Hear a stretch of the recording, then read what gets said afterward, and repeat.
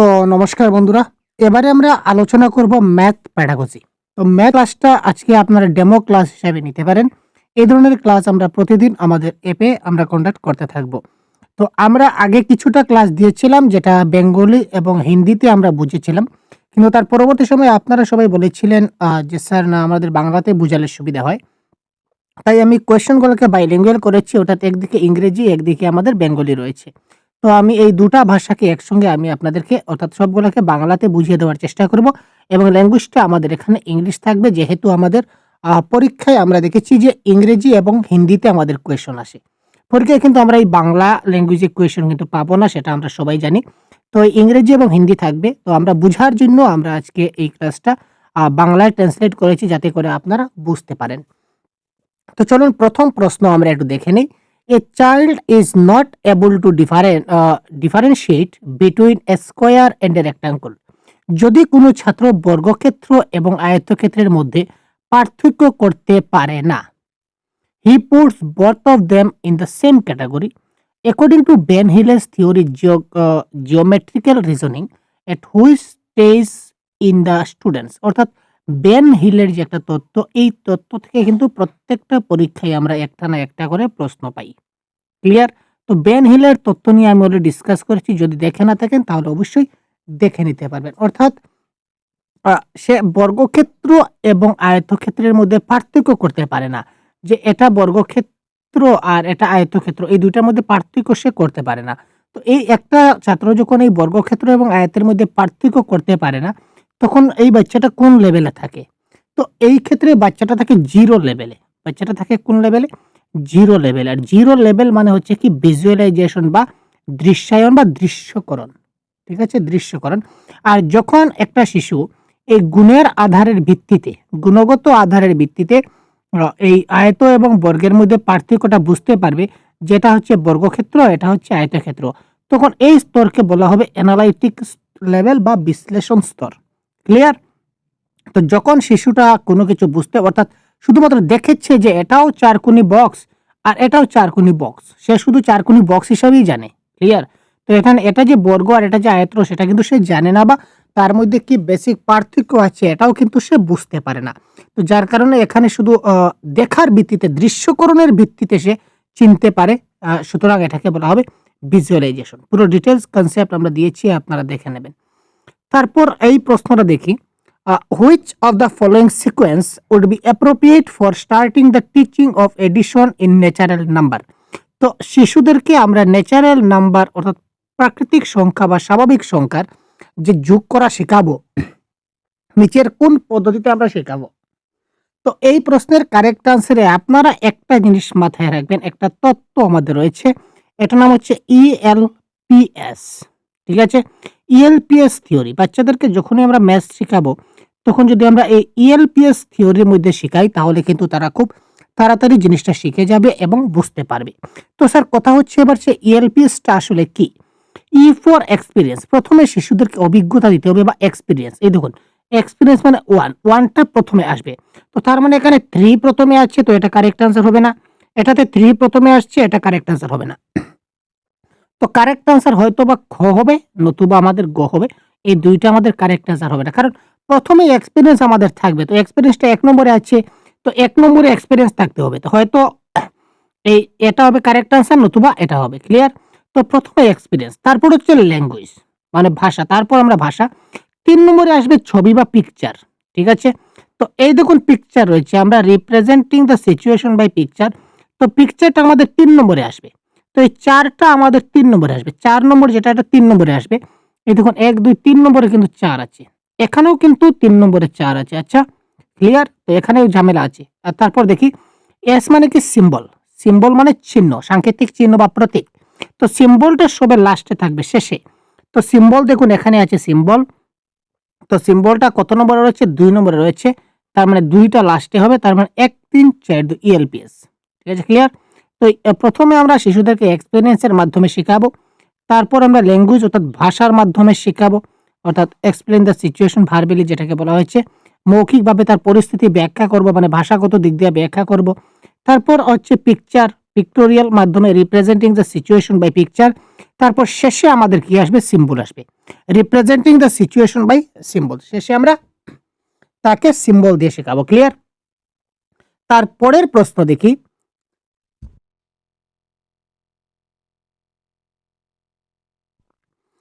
According to the national curriculum framework 2005 অর্থাৎ NCF 2005 মতে which of the following represent the vision of excellent mathematical education, অর্থাৎ জাতীয় পাঠ্যক্রম হিসাবে কোনটি চমৎকার গাণিতিক শিক্ষার দৃষ্টিভঙ্গির প্রতিনিধিত্ব করে, অর্থাৎ জাতীয় পাঠ্যক্রম হিসাবে নিচের কোনটা সঠিক এটা আমাদের বলতে হবে। High quality mathematical education is one in which no students fail.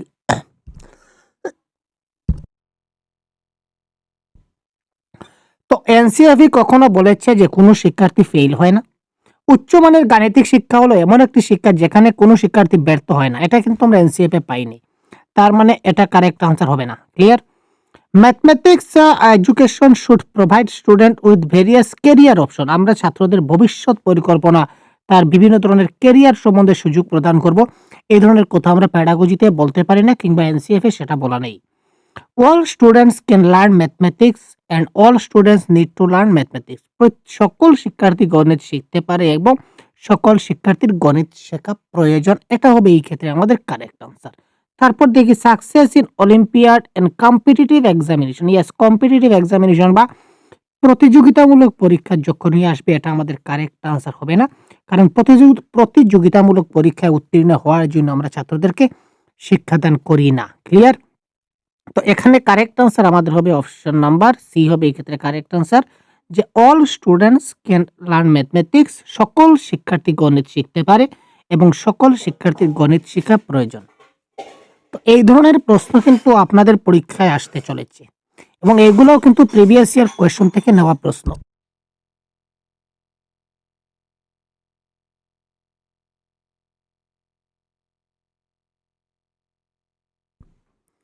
তো এবারে কোয়েশ্চন নাম্বার 4 এ কি বলেছে দেখে নেওয়া যাক। A teacher asked her students to make a mathematics journal and write down situation in which they used mathematics in their daily lives. Her purpose is to, একজন শিক্ষিকা তার শিক্ষার্থীদের একটি গণিত জার্নাল তৈরি করতে বলেন, অর্থাৎ গণিতের একটা পত্রিকা তৈরি করতে বলেন, যে গণিত নিয়ে কিছু লেখালেখি করতে বলেন এবং তাদের দৈনন্দিন জীবনে যে গণিত ব্যবহার করে এমন পরিস্থিতি লিখতে বলেছিলেন, যে তুমি কিছু এমন একটা কিছু তুমি নিজে প্রতি জার্নালে লেখো যেখানে তুমি বাস্তব জীবনে, যে তোমার প্রত্যেক দিনের জীবনে তুমি গণিত কিভাবে ব্যবহার করো এই বিষয়ে তুমি কিছু একটা লিখো এই পত্রিকার মধ্যে, এই জার্নালের মধ্যে। এখানে এই শিক্ষিকার উদ্দেশ্যটা কি ছিল? Prepare the class for upcoming inspection, আসন্ন পরিদর্শনের জন্য ক্লাস প্রস্তুত করা মোটেই না, এখানে কোনো ইন্সপেকশনের এখানে কোনো সম্পর্কই আমরা দেখতে পাচ্ছি না।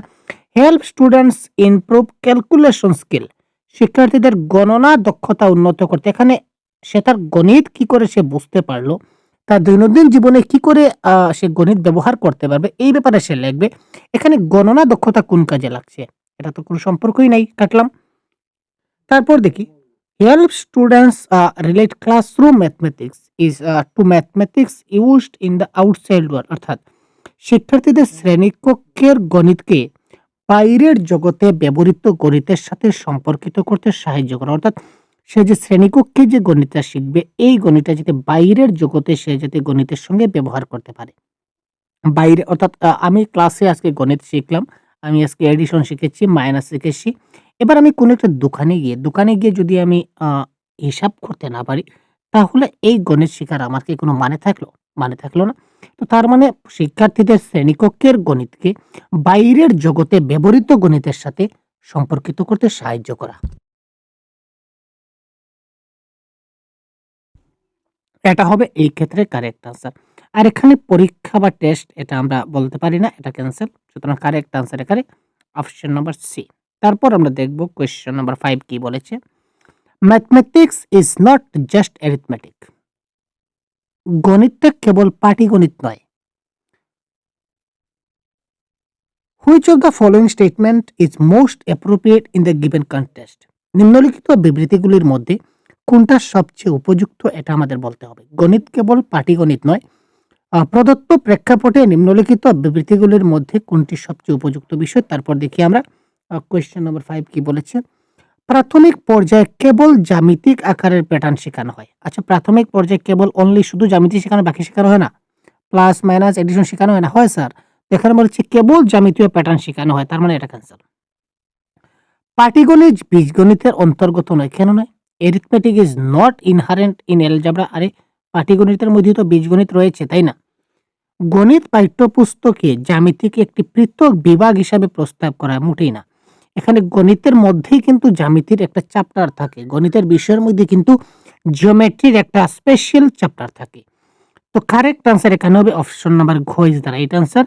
গাণিতিক পাঠ্যক্রমের মাধ্যমে আকার, স্থানিক, বোধগম্যতা, পরিমাপ, তথ্য পরিচালনার মতো গণিতের ক্ষেত্রগুলিকে যথাযথ গুরুত্ব দেওয়া উচিত। ঠিক আছে?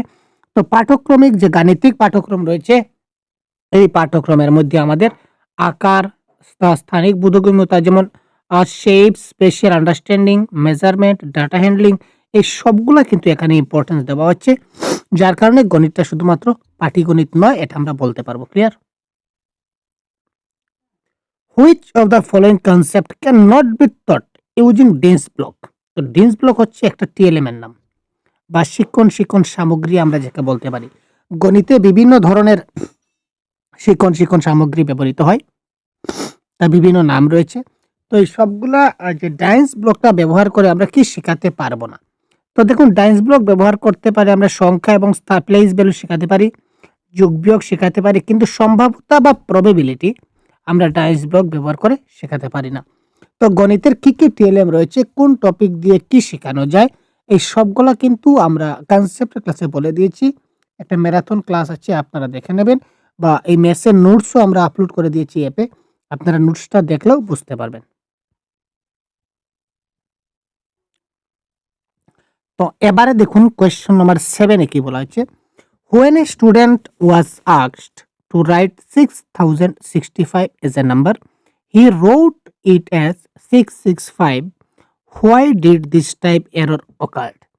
যখন একজন শিক্ষার্থীকে সংখ্যা হিসাবে 6065 লিখতে বলা হয়েছিল, তখন সে এই 665 তার মানে 665 লিখেছিল। এটি তার কি ধরনের ভুল ছিল?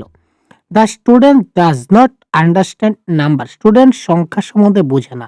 তো সংখ্যা সম্বন্ধে যদি বোঝে না, তাহলে এই 665 এগুলো লিখলো কি করে? তার মানে সংখ্যা সম্বন্ধে তার তো জ্ঞান আছে, তো তার মানে এটা ক্যান্সেল। সংখ্যা সম্বন্ধে জ্ঞান তো আছে, আমরা বুঝলাম। তারপর হচ্ছে কি তারপর দেখি the student does not understand cardinal and ordinal number. মানে শিক্ষার্থী মূল এবং ক্রমিক সংখ্যা বুঝে না। কেন বুঝবে না? ক্রমিক সংখ্যা বুঝে, যার কারণে তো 65 বলতে 6 আর 5 লিখেছে, নয়তো 5 6 লিখে দিত, 56 লিখে দিত। This is a operational error. Operational error বা কার্যকরী ত্রুটি। অপারেশনাল এরর মানে কি? অপারেশন বলতে যেমন প্লাস, মাইনাস, ইনটু, ডিভাইড, এইগুলা করতে যদি তার ভুল হয়, তবে সেইগুলো আমরা বলতে পারি অপারেশনাল ভুল। যেমন কোনো ছাত্র যদি 6 + 5 = সে 10 লিখে দিল, এটা তো ভুল, কারণ 6 + 5 = 10 হবে না। কোনো ছাত্র যদি 6 + 5 = 10 লিখে দেয়, তো এটা তার কি ধরনের ভুল? এটা তার অপারেশনাল এরর। কিন্তু এখানে তো ব্যাপারটা এরকম কিছু না। তো এখানে কারেক্ট আনসার হবে স্থানিক মানের ধারণাটা বুঝেনি সে, তার এই যে প্লেস ভ্যালু, প্লেস ভ্যালু সম্বন্ধে তার কনসেপ্টের কোনো ধারণা নেই, যার কারণে সে 6065 কে 665 লিখে নিয়েছে। Clear? Some students have confusion about the terms quotient and remainder. What type of which of the following strategies is appropriate to remove such confusion among students? কিছু শিক্ষার্থী ভাগফল এবং অবশিষ্টাংশ শব্দগুলি সম্বন্ধে বিভ্রান্তি রয়েছে। তারা ভাগফল এবং অবশিষ্ট শব্দ সম্বন্ধে তারা বুঝতে চায় না, বা বুঝতে পারে না, বা বুঝতে পারে না। শিক্ষার্থীদের মধ্যে এই ধরনের বিভ্রান্তি দূর করার জন্য নিম্নলিখিত কৌশলগুলির মধ্যে কোনটা উপযুক্ত? আচ্ছা, শিক্ষক ব্ল্যাকবোর্ডে কয়েকটি ভাগের সমস্যা প্রদর্শন করবেন। যখনই শিক্ষক ব্ল্যাকবোর্ডে কিছু একটা করবেন, যখনই ব্ল্যাকবোর্ডে কিছু একটা করবেন, বা বাংলা হলে কৃষ্ণ ফলক লেখা থাকবে, বাংলা তো থাকবে না আপনাদের ম্যাথসে, যাই হোক।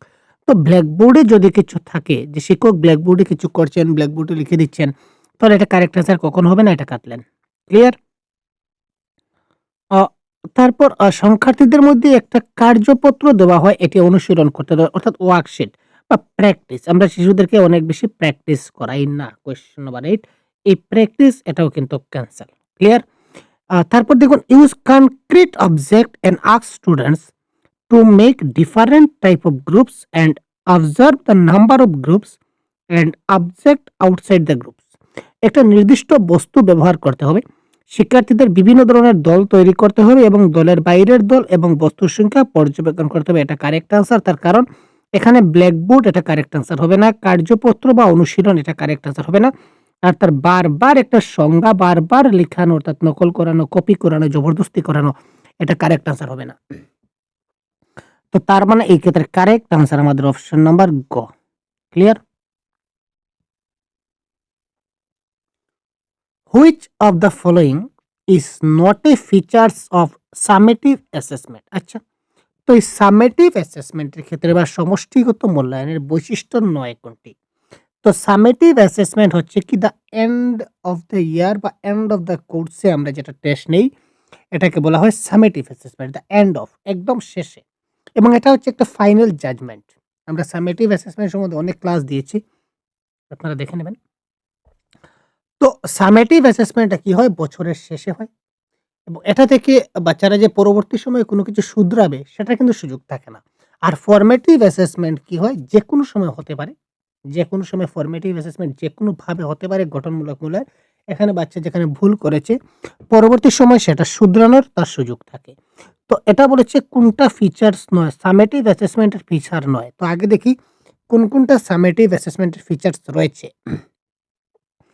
It is a term and examination. Yes, একদম শেষে পরীক্ষাটা হয়, এটা কারেক্ট।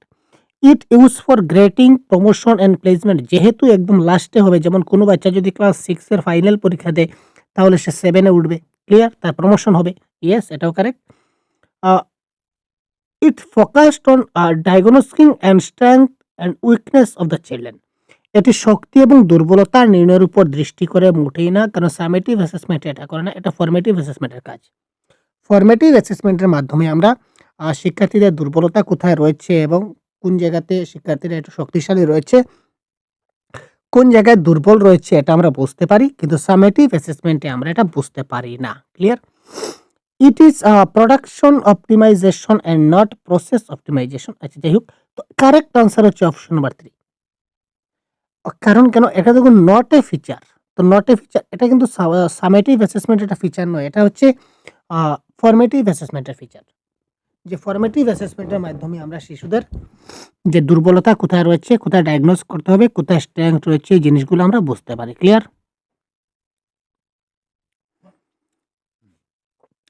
হুইচ এবার দেখি, which of the following is the most desirable features of mathematics teaching? গণিত শিক্ষণের ক্ষেত্রে নিচের কোনটি আকাঙ্ক্ষিত বৈশিষ্ট্য? ক্লাসে অ্যালগরিদম প্রদর্শন করুন এবং শিক্ষার্থীদের এটি মুখস্থ করতে বলুন। মেমোরাইজ বা মুখস্থ কোনো সময় আমাদের পেডাগজিতে কারেক্ট আনসার হয় না, এটা মাথায় রাখবেন, এটা ক্যান্সেল। আমি এবার বাংলা ক্লাসে অনেকবার বলেছি আপনাদের যে মুখস্থ করা, মেমোরাইজ করা এগুলা কখনোই আমাদের কি হতে পারে না, কারেক্ট আনসার হতে পারে না। অর্থপূর্ণ এবং চ্যালেঞ্জেস প্রশ্ন তৈরি করুন এবং শিক্ষার্থীদের সামনে সমস্যা উপস্থাপন করুন। এবার দেখুন ব্ল্যাকবোর্ড ইউজ করতে হবে। আগে বলেছিলাম যে যেখানে ব্ল্যাকবোর্ড ইউজ করতে হবে সেটা আমরা কি করব? আমরা সেটা কেটে দিব, এটা কারেক্ট আনসার আমাদের হবে না। ঠিক আছে, ক্লিয়ার? পাঠ্যপুস্তকে সমাধান করা মডেল সমস্যার মতো সমস্যা সমাধান করতে শিক্ষার্থীদের নির্দেশ দিন যে বইতে যেভাবে আছে একুরেট তোমাকে করতে হবে, বইয়ের মতো করে করতে হবে, বইয়ের বাইরে তোমাকে করলে চলবে না। এটা কি ধরনের কথা ভাই? বইয়ে যে ধরনের আছে সেম টু সেম আমি করব? মোটেই না। আমি তো বই পাঠ্যপুস্তক ছাড়াও তো আমি অনেকভাবে শিশুদেরকে শেখাতে পারি বা শিশুরা শিখতে পারে। তার মানে এখানে অপশন নাম্বার 1, তারপর অপশন নাম্বার 1, তারপর option number C, option number D তো ক্যান্সেল হলো। তার মানে option number B is the right answer. Formulate meaningful and challenging question and pose them to student. অর্থপূর্ণ এবং চ্যালেঞ্জিং প্রশ্ন তৈরি করতে হবে এবং শিক্ষার্থীদের মধ্যে উপস্থাপন করতে হবে যাতে করে তারা কি হয়। আর এই ধরনের কাজ যদি আমি করি, অর্থপূর্ণ এবং চ্যালেঞ্জিং প্রশ্ন যদি আমি তৈরি করি, এবং শিক্ষার্থীদের সামনে যদি সেটা উপস্থাপন করি, তো তার মধ্যে এই ক্রিয়েটিভিটি বৃদ্ধি পাবে। শিক্ষার্থীদের মধ্যে সৃজনশীলতার বিকাশ ঘটবে। আ which of the following are correct according to the nature of mathematics? তো গণিতের প্রকৃতি অনুসারে নিচের কোনটা সঠিক? গণিতের একটা নিজস্ব ভাষা আছে। Mathematics has its own language. Any mathematical problem has only one solution. যেকোনো গণিতের সমস্যার একটি মাত্র সমাধান থাকে। Mathematical concepts are abstract. অর্থাৎ গাণিতিক ধারণাগুলি বিমূর্ত। তো কনসেপ্টে আমরা বারবার বলেছি যে গণিতের একটা নিজস্ব ভাষা আছে। যে গণিতের একটা নিজস্ব ভাষা আছে, গণিতের একটা নির্দিষ্ট ল্যাঙ্গুয়েজ আছে, কারণ প্রত্যেকটারই একটা সাবজেক্টের সঙ্গে একটা ভাষা কিন্তু। তো গণিতের একটা নির্দিষ্ট ভাষা আছে এবং গণিতের ধারণাগুলা বিমূর্ত ধারণা হয়। ম্যাথমেটিক্সের কনসেপ্টগুলো আমাদের অ্যাবস্ট্রাক্ট হয়। কিন্তু যেকোনো গাণিতিক সমস্যার যে একটাই সমাধান থাকবে সেটা আমরা বলতে পারি না। কারণ বিভিন্ন অ্যাঙ্গুলে গেলে তার বিভিন্ন সময় সমাধান বেরিয়ে আসবে। তো এক্ষেত্রে এ এবং সি হবে কারেক্ট আনসার। তো এ, সি অপশন নাম্বার ক তে দেওয়া আছে। তো ক হচ্ছে কারেক্ট আনসার। তো তারপর কোয়েশ্চন নাম্বার 12 এ কি দিচ্ছে দেখি। Visualization and representation are important process to the ensured in teaching at the primary stage because প্রাথমিক পর্যায়ে শিক্ষাদানে দৃশ্যায়ন এবং প্রতিনিধিত্ব নিশ্চিত করা গুরুত্বপূর্ণ প্রক্রিয়া। কারণ কি? প্রাথমিক স্তরে যে দৃশ্যায়ন এবং প্রতিনিধিত্ব করা, এটা নিশ্চিত করাটা একটা গুরুত্বপূর্ণ প্রক্রিয়া। এটার কারণ কি? উচ্চতর শ্রেণীতে বীজগণিত এবং জ্যামিতি শেখানোর জন্য এর প্রভাব রয়েছে। প্রাথমিক পর্যায়ে দক্ষতাগুলি শেখানো উচিত। গণিত শেখার মূল্যায়ন হিসাবে এটি একমাত্র উপায়। এটি শিক্ষকের সহজ কাজ। এখানে দেখুন অপশন নাম্বার বি তে দেওয়া আছে অনলি। এটা একমাত্র স্কিল। তার মানে অপশন নাম্বার বি অনলি দেওয়া আছে, সেটা হবে না। এটাও দেখুন অনলি দেওয়া আছে। অনলি থাকলে আমরা কারেক্ট আনসার পেডাগজিতে আমাদের হয় না। ক্লিয়ার? অনলি দেওয়া আছে, দুইটা অপশন আমি কাটলাম। আর টিচারের কাজটাকে সহজ করবে। আরে টিচারের কাজ সহজ কঠিন বলে কিছু হয় না। টিচার যে পরিস্থিতিতে যাবেন তিনি সেখানে এই মতো করে তিনি ক্লাসটা কন্ডাক্ট করার চেষ্টা করেন সবসময়। তো শিক্ষকের কাজটা সহজ হবে সেটা বলতে পারি না। তার কারণ ৩টা অপশন কাটা গেল। তাই correct answer option number A. This have a implication for teaching algebra and geometry in higher mathematics. আচ্ছা 13 নম্বর কোয়েশ্চনটা আমরা একটু পরে দেখছি। 14 নম্বর প্রশ্নটা দেখি। Determine the next number observing the digit of each number. Question number 14 A কোয়েশ্চনটা mistake আছে। আচ্ছা question নম্বর 15। নিম্নলিখিত বিবৃতিগুলি বিবেচনা করতে হবে। এখানে নিম্নলিখিত বিবৃতিগুলো আমাদের বিবেচনা একটু করতে হবে দেখি। All prime numbers are odd numbers. সকল মৌলিক সংখ্যা বিজোড় সংখ্যা। There are only 5 single digit prime numbers. There are infinitely many prime numbers. Prime numbers have only 2 factor. Correct answer কি দাঁড়াবে? আচ্ছা all prime number are odd number, এটা কি সত্য? বলুন তো একবার। all prime number are odd number মানে সব মৌলিক সংখ্যাই বিজোড় সংখ্যা। আচ্ছা 2, 3, 5, 7 এগুলো হচ্ছে মৌলিক সংখ্যা। ক্লিয়ার? এক অঙ্কের মৌলিক সংখ্যা হচ্ছে এই 4টা। এক অঙ্ক বিশিষ্ট মৌলিক সংখ্যা হচ্ছে আমাদের এই 4টা 2, 3, 5 এবং 7। তো এখানে বলেছে সব প্রাইম নাম্বার হচ্ছে অড নাম্বার। তো এখানে 2টা হচ্ছে প্রাইম নাম্বার, কিন্তু 2টা কি অড নাম্বার? 2টা কি বিজোড় সংখ্যা? না, 2 তো জোড় সংখ্যা। জোড় হয়েছে কিন্তু তবুও সে মৌলিক হয়েছে। তার মানে 1 নম্বর অপশনটা আমাদের ভুল। সকল মৌলিক সংখ্যা বিজোড় সংখ্যা হতে পারে না। আর জোড় সংখ্যাও মৌলিক সংখ্যা হতে পারে, যেমন 2। ক্লিয়ার? এটা ভুল। ঠিক আছে, এটা ভুল। There are only 5 single digit prime number. তো এক অঙ্ক বিশিষ্ট 5টি মৌলিক সংখ্যা আছে। কোথায় ভাই? আমরা তো 4টা পেলাম। 2, 3, 5, 7 তারপর 11। তো 11 যদি যাই তাহলে তো 2 অঙ্ক হয়ে যাবে। তো এক অঙ্ক কোথায়? তো এক অঙ্কের মাত্র 4টা আছে, 5টা নয়। কি 2, 3, 5, 7। তার মানে এটাও ক্যান্সেল। এটাও ক্যান্সেল, এটাও ক্যান্সেল। দেয়ার আর ইনফাইনাইটলি মেনি প্রাইম নাম্বার। দেখুন অগণিত অসীমভাবে অনেক মৌলিক সংখ্যা আছে। তো সংখ্যার কোনো শেষ আছে? সংখ্যার তো কোনো শেষ নাই। 10,00,000, 10 করোড়, 10 নিযুত, 10 আরব অনেক সংখ্যা আছে। 100 করোড়। তো যত সংখ্যা বেরিয়ে যাবে তত মৌলিক সংখ্যা থাকবে। ক্লিয়ার? তো এটা হচ্ছে correct. Prime numbers have only 2 factors, এটাও কারেক্ট। মৌলিক সংখ্যার মাত্র ২ টা গুণনীয়ক থাকে। যেমন ধরুন ৫, তো কি থাকবে? ৫ একে ৫, আর কিছু থাকবে না। যেমন ২৩, ২৩ হলে কি থাকবে? ২৩ একে ২৩, একটা ২৩ এবং একটা ১। এই ২ টা গুণনীয়ক থাকবে, আর কোনো গুণনীয়ক থাকে না। তো তার মানে ৩ এবং ৪ হচ্ছে কারেক্ট। তো ৩ এবং ৪ অপশন নাম্বার গ তে দেওয়া আছে, অপশন নাম্বার সি তে। তো তার মানে অপশন নাম্বার সি হয়ে যাবে আমাদের এই ক্ষেত্রে কারেক্ট আনসার। আচ্ছা, এই প্রশ্নটা আগে আমরা একটু কোয়েশ্চন মিস্টেক ছিল, এটা আমরা ঠিক করেছি। To determine the next number by observing the digit of each number, এটাকে বলা হয় প্যাটার্ন। তো এটা এই যে টপিকটাকে বলা হবে প্যাটার্ন, এই প্যাটার্ন থেকে প্রশ্ন আসে। এখানে একটা জিনিস লক্ষ্য করুন, আর 910, 821, 732, 643, তো তার পরের সংখ্যাটা কি দাঁড়াবে? এবার দেখুন 910 থেকে আমি যদি 821 এ যাই, তাহলে 910 থেকে যদি আমি 89 মাইনাস করি তাহলে 821 পাবো। আবার 821 থেকে যদি আমি আরো 89 মাইনাস করি তাহলে 732 পাবো। 732 থেকে যদি আরো 89 মাইনাস করি তাহলে 643 পাবো। তাহলে এবার 643 থেকে যদি আমি 89 মাইনাস করি তাহলে যে পাবো সেটাই তো আমার কারেক্ট আনসার। তো এখানে কত হবে? আ 13, 13 থেকে 9 গেলে কত দাঁড়াবে? 4। তো এখানে থাকছে 3, 13, 13 থেকে 8 গেলে হবে আমার 5, আর এখানে 5, তো 554 ইস দ্য রাইট আনসার। দেখলেন কত সহজে প্রশ্নটা হয়ে গেল। ক্লিয়ার? তো এই ছিল আজকের এই সম্পূর্ণ 15 টা কোয়েশ্চন আমরা আজকে ডিসকাস করলাম ম্যাথ প্যাডাগজির। তো এই ধরনের ক্লাস আপনারা প্রতিদিন পাবেন আমাদের এই চ্যানেলে। আপনারা বিস্তারিত অবশ্যই জানতে হলে আপনারা সহজগুরু অ্যাপটা প্লে স্টোর থেকে ডাউনলোড করে আমাদের কোর্সে জয়েন হয়ে যাবেন। তো সবগুলা ডিটেইলস, সবগুলা কনসেপ্ট ক্লাস বা থিওরি ক্লাস, প্যাডাগজির ক্লাস সবগুলো আপনারা পেয়ে যাবেন অল সাবজেক্টের। ক্লিয়ার? তো বা আপনারা মক টেস্টও এখানে দিতে পারবেন। তো যাই হোক, ভালো থাকবেন, সুস্থ থাকবেন। ক্লাসটা কেমন লাগলো আমাদের অবশ্যই কমেন্টে জানালে খুশি হব। ধন্যবাদ। ভালো থাকবেন। জয় হিন্দ।